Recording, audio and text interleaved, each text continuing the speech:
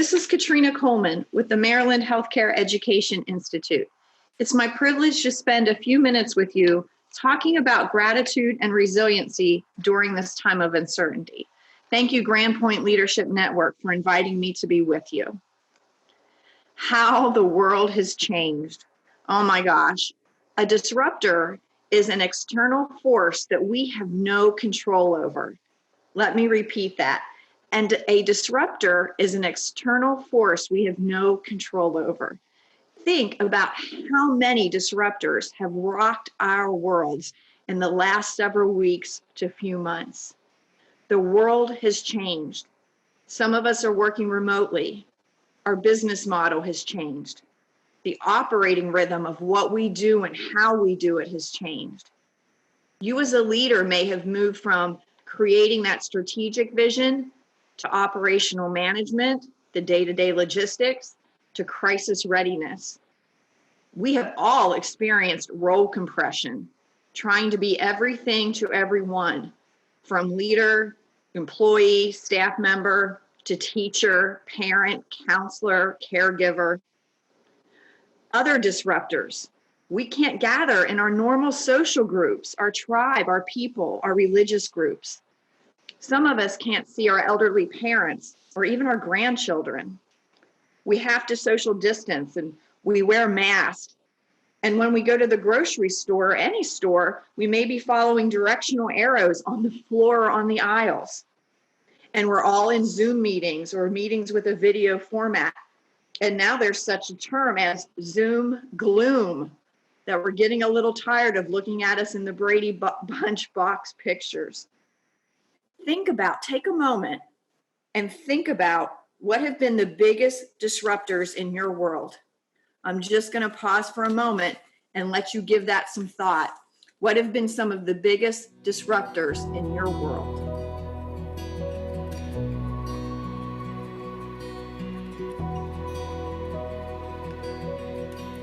Keeping those disruptors in mind, one of the words we are hearing more and more is resiliency. I want us to make sure that we understand what we mean when we talk about resiliency. Resiliency isn't about allowing yourself not to be impacted by what is happening in the world. It's not about not being impacted. Resiliency is very different than being numb. Resilience means you experience and you feel and you fail, you hurt, you fall, but you keep going. So resiliency is about rising above, bouncing back, adapting to change, and it's our new psychological body armor. So now I want you just to take a moment and reflect on what are those resiliency strategies that you have used over the past few months to help you rise above, bounce back, adapt to change. You've done some things for yourself that's helped to build your resilience. Think about what those are. Jot them down. As you're thinking about that, I might give you a few examples. It might be that you're able to get out and take a walk, meditate, be more mindful.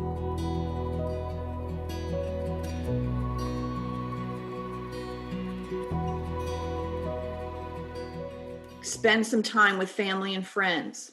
Be thinking about those strategies that you use to build your own resiliency. So now let's talk about how do we strengthen our resiliency, especially in this time of uncertainty, in this crisis.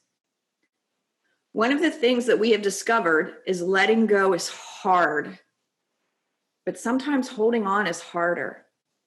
So every day, daily, to build your resilience, one of the things you can do is ask yourself, what expectations of quote unquote normal am I letting go of today? What expectations of normal am I letting go of today? Here are some things we may be letting go of. We're letting go of how we used to gather for Grand Point Leadership Network. This looks different than it ever has before. We're letting go of the way we used to celebrate birthdays. and all of the graduations we have coming up. We may be letting go of the way we typically connected with staff or employees, and we're connecting with them or trying to in a different way.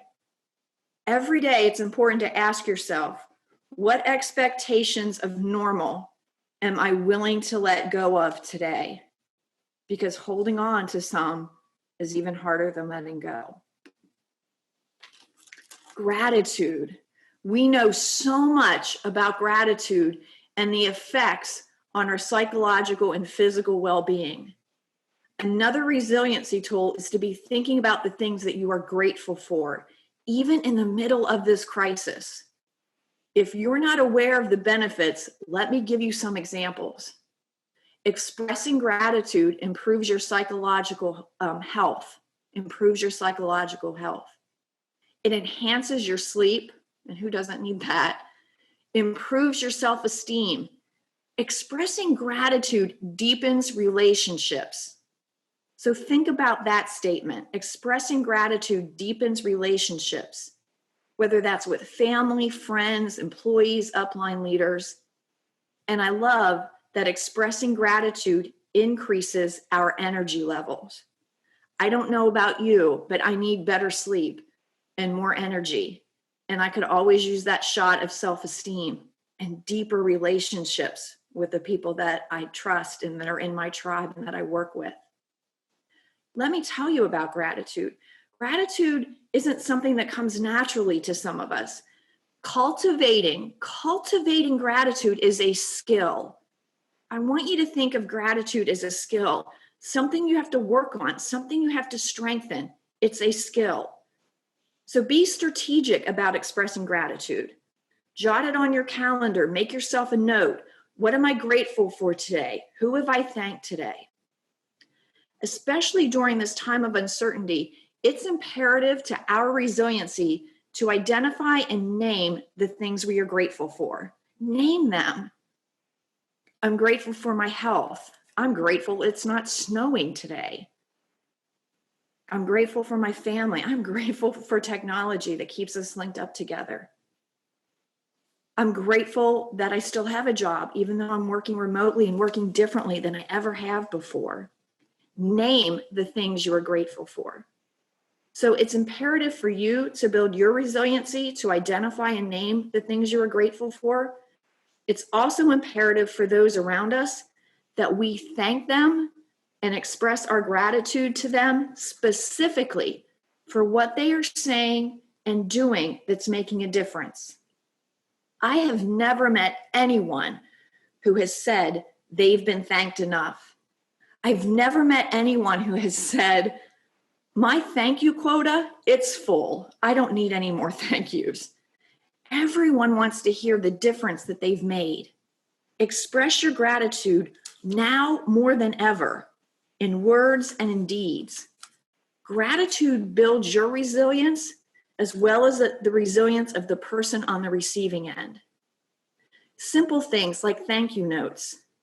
Everyone wants to hear what you're thankful for, so express it in an email, in text, in words, via video chat.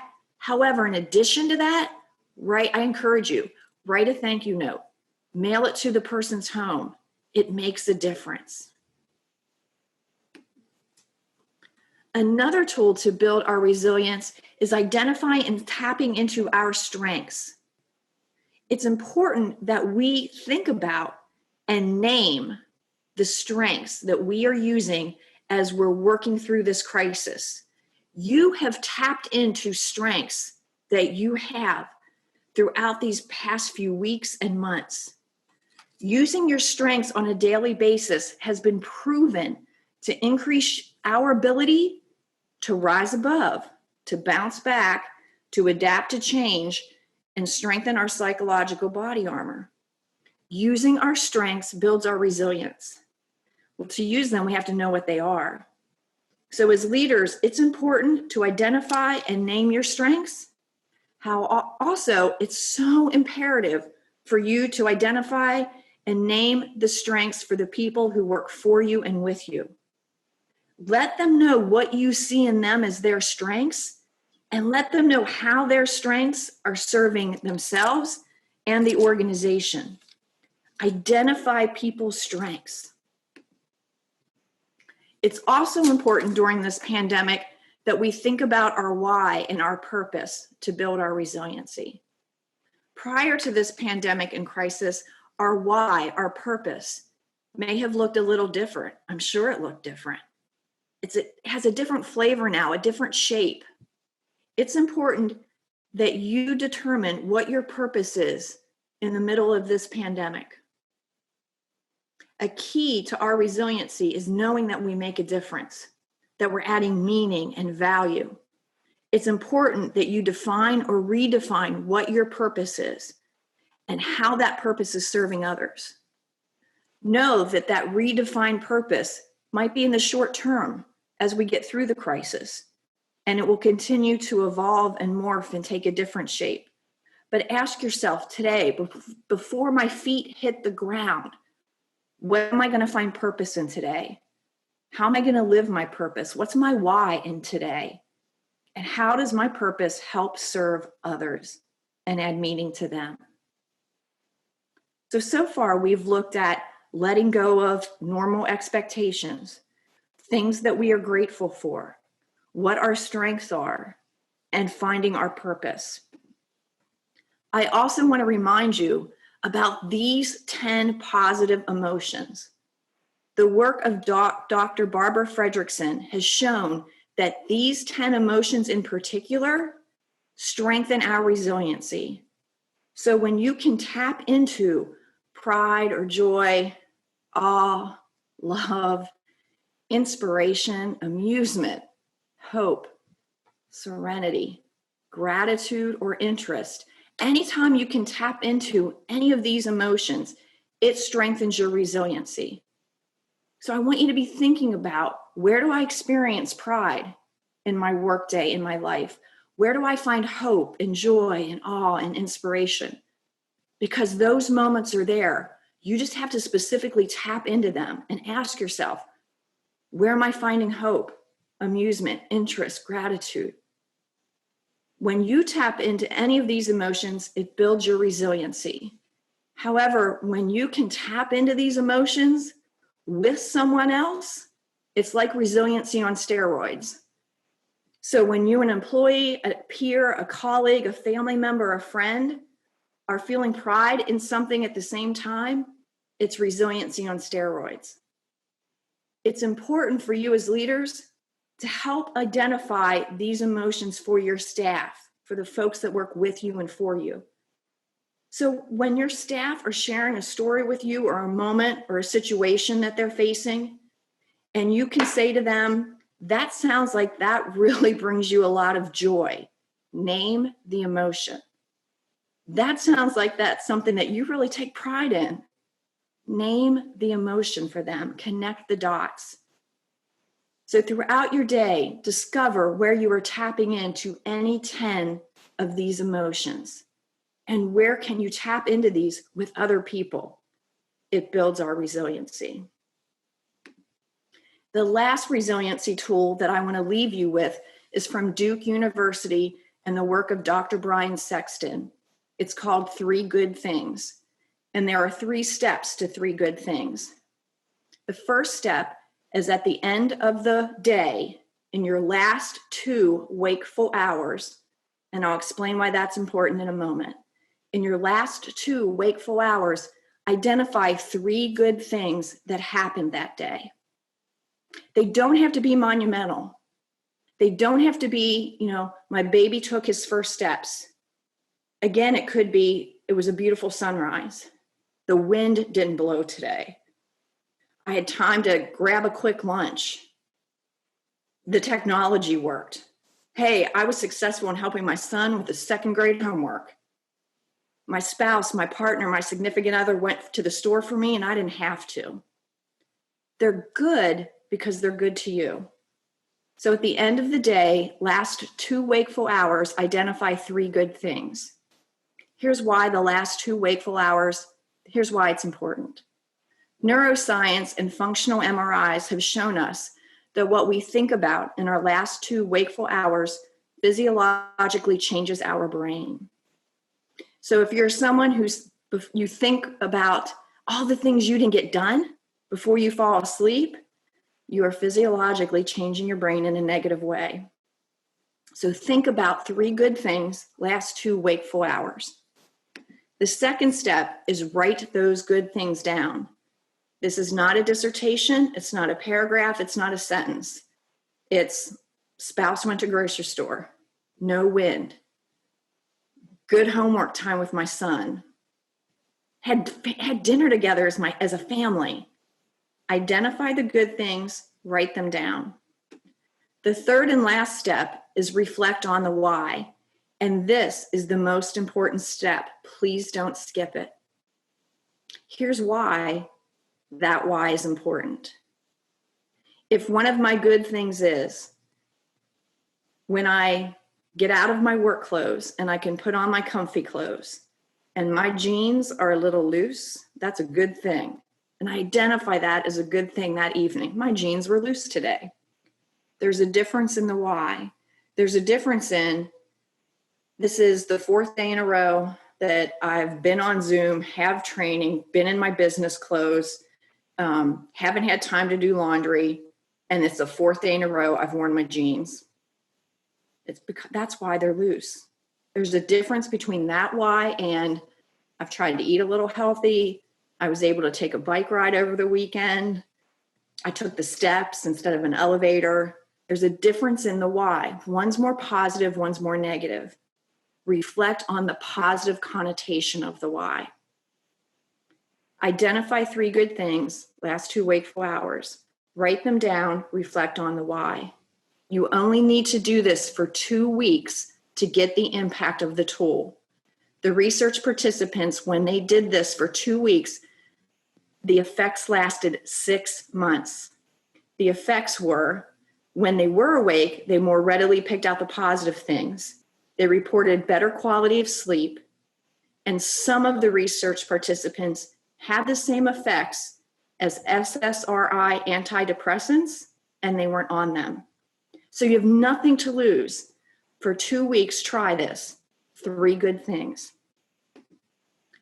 What we wanted to bring you today was some quick and easy tools that you can use immediately to strengthen your resiliency and express your gratitude. I thank the Grand Point Leadership Network, and I thank you for what you're doing every day with your family, with your companies, with your organizations.